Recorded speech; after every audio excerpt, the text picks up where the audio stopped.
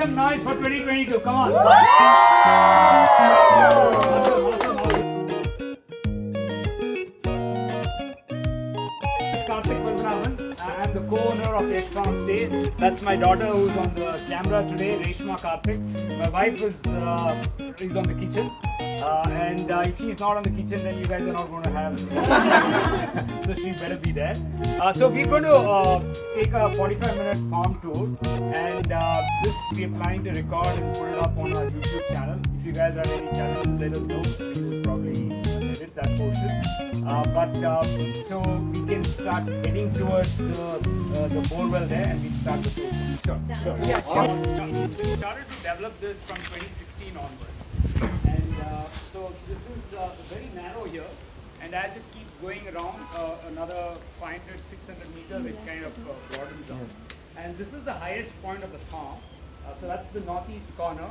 This is the highest point, and then I'll show you the lowest point, which is the southwest corner. So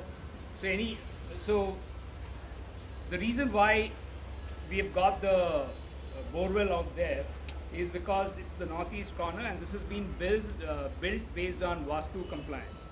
Vastu is an Indian science of making sure that we are able to get all the living animals, living beings as well as animals coexist in a place. So it's based on the energy cycle of the sun. So the rays from the sun in the morning, when it comes from east, is supposed to be very healthy. It kind of makes you pure, and it removes all the impurities, gets in all the negativities out. And so that's why the early morning sunlight for everybody, right from a plant to a dog to a cow to a human being, we're all part of one ecosystem called Mother Earth. It's very good. And the evening sun is not good for us, so you have to avoid the evening sun. So that's coming from the west, so you need to plant things in a way that you have tall trees and things like that, so that you protect yourself from the evening sun as much as possible. So this borewell, we before starting the project in 2016, we first came to the most important thing for any living being to exist is water, sunlight, and clean air. Right? And so obviously Mula, and we're fortunate to find water there. And so we went up to 300 feet and we found water just below the sedimentary rock. And then there's an aquifer there, and the water comes out from there. We went up to 700 feet, and then we struck water. So ever since we struck water, the entire farm is built on sustainable living practices. We have adopted something called permaculture, and we also adopted something called natural farming. I'll give you a bit of both in a short while. But we started with permaculture. Permaculture is all about making sure that the health of the soil is good. And the reason why the health of the soil needs to be good, any guesses why? The food we eat comes from the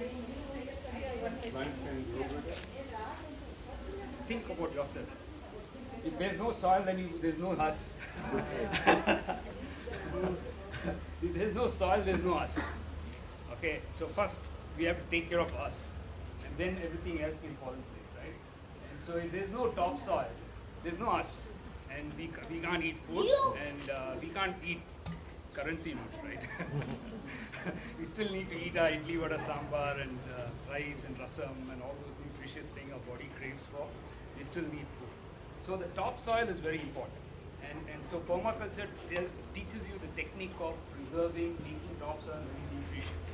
The topsoil, there are many civilizations which has vanished from this planet Earth because they didn't know how to protect their topsoil. Harappa civilization, all those, right? So all those river beds got barren, and then you have the desert now. So nothing grows out there. So if nothing grows, there's no food, then people can't exist. They die. So topsoil is very key. The second thing on permaculture is coexistence of all animals, all species together. Humans, dogs, cattle, fish. Anything, you have to figure out a coexistence of all that. So you have to design your farm in a way that everything will coexist. And third is to make sure that you have a fair share. So not too much of capitalism, not too much of socialism. Like you first taking care of your needs, and whatever you have excess, you barter, and then somebody else does that, and you go in and have some kind of a trading system amongst yourselves, so that you don't need to unnecessarily go buy stuff and produce things. So that's the basic concept. And then, so one of the things what we did in permaculture is called zoning. So each zone is that this for humans to stay, this for the animals to stay, and these are the zones where you have this kind of crops. These are the zones where you can have tall trees and things like that. So we kind of laid out this 1 acre plot based on the permaculture concepts, and then we realized that the highest point of this plot is this dwelling. Just span and show the house. So this is the house, which is in the highest point of this plot. So any guesses why this is on the highest plot?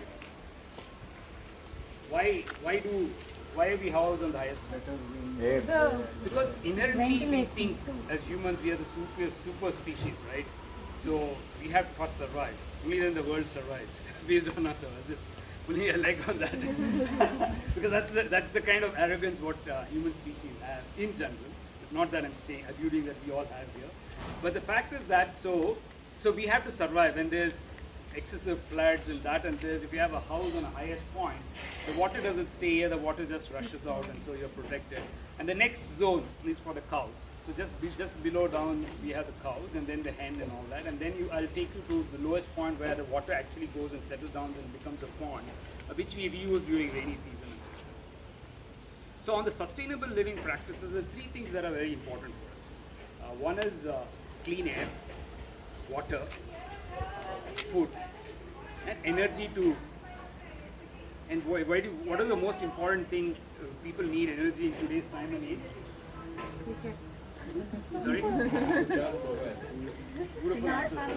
Without mobile, you can't survive.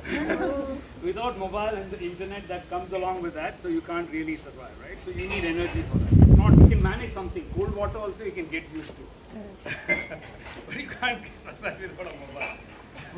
So you need energy.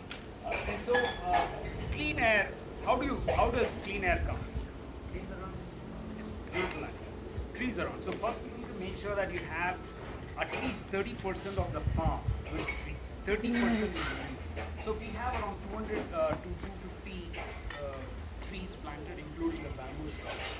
And so that kind of takes care of 40-45% cover of this place. And then rest all we have some crops and I'll take you through that. So that takes care of the air part of it. Second is water. Water is very, very essential for everything, right? So all the animals need, humans need water to clean, the plants need water. So where does water come from? Water cycle. Water cycle, but rain is the mother source of water, right? And so again, if you don't take care of the mother source of water in the right way, then again you'll have civilizations which go on, right? What are the normal news which you all read in the newspaper, especially in India? What do you read in the summers in India? Drought. And monsoon, what do you read? Flood. This is a common news, right? I'm like 55 years old, I've got tired of reading this news. You open the newspaper, this is what you drought or flood. And drought floods happen basically because we do a lot of studies, we do PhDs, we do rocket science, we're able to put rocket on the Mars, we can create a civilization in Mars. But we can't solve these basic problems of floods and drought. It's very basic. And the reason why we are not able to solve these basic problems, people don't apply basic common sense. So when water comes through the rain, so water needs to be stored in your farm, and each one starts storing their water like a bank in their farms. Then you won't have water flowing out of your farm, and so then you'll not have floods. And then this same water which is stored as a bank in your farm during the drought season, it can withdraw from the bank. So what is called rechargeable borewell. Simple. So you dug a borewell and then you store. So you keep drawing water from the borewell, and then what happens? It goes dry during summer. And then it takes another 4-5 months for that to get recharged naturally to start functioning. So if you are taking care of recharge, that is whatever water God has given you, nature has given you. So you make sure that you have trees, like somebody said, we have some 250 trees. Trees are a great source of storing water there. Then you see all these drains out here. You can pan the camera there, Sharan. All the red drains out there. all the roof water, water is captured and put back into what we call as percolation pits. So there's a percolation pit right there. So there, here in front of you, there. That's a percolation pit. All the roof water comes there. That's around 60 feet deep, and that percolates and recharges the borewell. So every time, so in rainy season, you have excess water that goes in and keeps recharging, and there you will have a constant supply of water. So again, that water doesn't go waste. We use it for cleaning the cow shed or watering the plants and things like that. That's what gets used. The third most important thing for this design is energy.